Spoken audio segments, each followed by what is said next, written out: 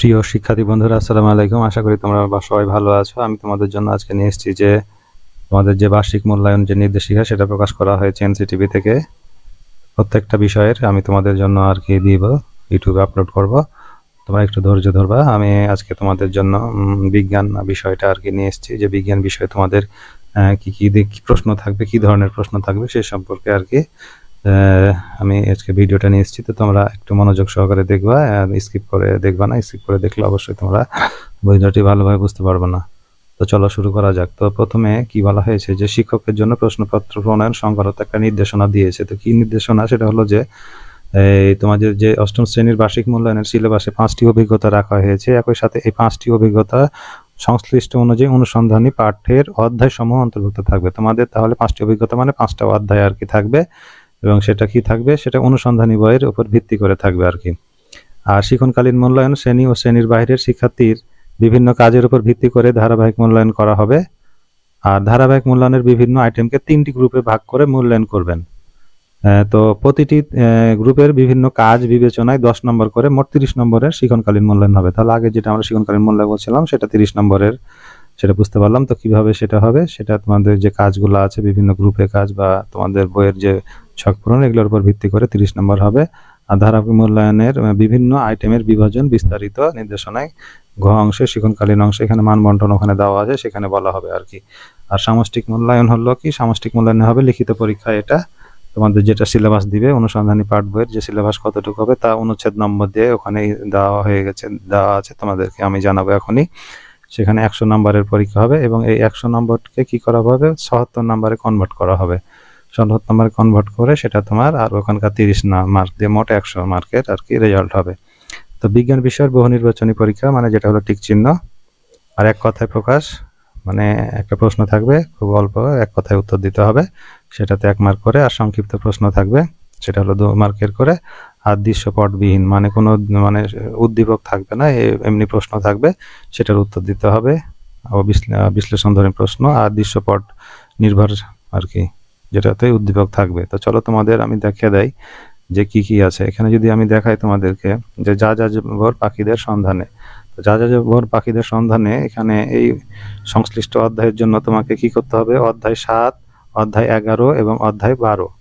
অধ্যায় 7 কোনটা, সূর্য, পৃথিবী ও চাঁদ। আর অধ্যায় 11 হলো ভৌগোলিক স্থানাঙ্ক, স্থানিক সময় ও অঞ্চল সমূহ। এবং এখানে দেখো কত, এখানে 11.1 থেকে 11.6। আর এটা তোমার অধ্যায় চুম্বক অধ্যায়ের পড়তে হবে 12.1 থেকে 12.4 পর্যন্ত। তোমাদের যদি অনুসন্ধানী বইয়ে তোমরা খুলে দেখো, এই দশমিক আকারে এগুলা দেওয়া আছে। তারপরে বলছে সবুজ বন্ধু আছে, তারপরে ফিল্ড ট্রিপ আছে, তারপরে আমাদের ল্যাবরেটরি, তারপরে জীবজগতের বংশ তালিকা। তাহলে 5টা তোমাদের জন্য অধ্যায় আর কি দিয়েছে আর কি। তো সবুজ বন্ধু থেকে দিয়েছে কোষ বিভাজন ও তার রকমভেদ, এখানে 4.1 থেকে 4.3 পর্যন্ত তোমরা পড়বা, এখানে ভিতরেই প্রশ্ন থাকবে। আর অধ্যায় 5 পড়তে হবে উদ্ভিদ কোষ, টিস্যু ও তাদের বিশেষত্ব, এখানে 5.1 থেকে 5.4 পর্যন্ত। আর অধ্যায় 10 যেটা, সেটা হলো যে জীবের শ্রেণীবিন্যাস পদ্ধতি পড়তে হবে, এখানে 10.1 থেকে 10.2 পর্যন্ত। তারপরে চলে আসে আমরা ফিল্ড ট্রিপে।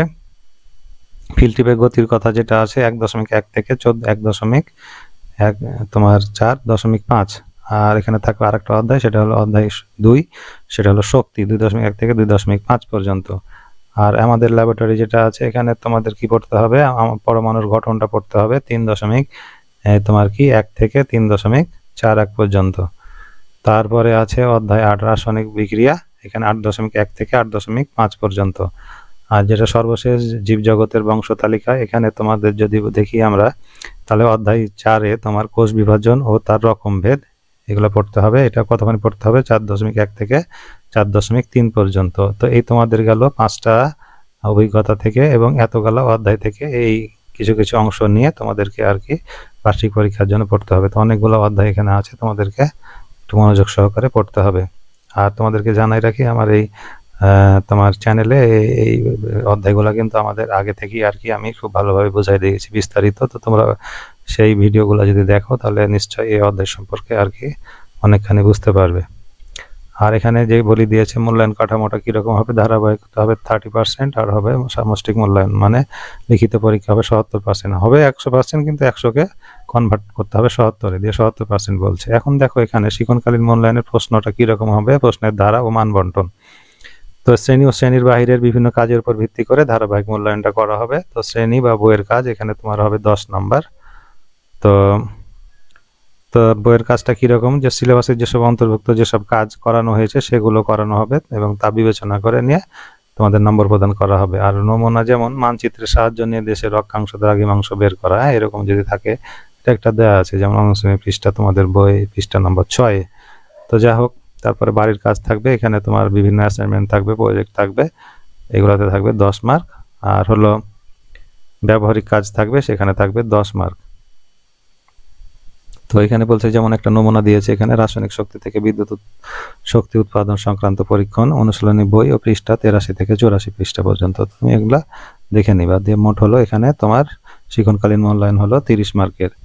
তারপরে যদি আমরা দেখি সামষ্টিক মূল্যায়ন, দেখো সামষ্টিক মূল্যায়ন এখানে দেওয়া আছে। দেখো 1 নম্বরে নৈর্ব্যক্তিক প্রশ্ন, যেটা বহু নির্বাচনী প্রশ্ন, যেটাকে আমরা টিক চিহ্ন বলছি, এটা 15 থাকবে, 15টাতে 15টাই উত্তর দিতে হবে 1 মার্ক করে। আর এক কথায় প্রকাশ, এটাতে 10টাতে 10-এ 10 আর কি 1 থাকবে। সংক্ষিপ্ত উত্তর থাকবে 10টা, 10 দুগুণে 20 মার্ক।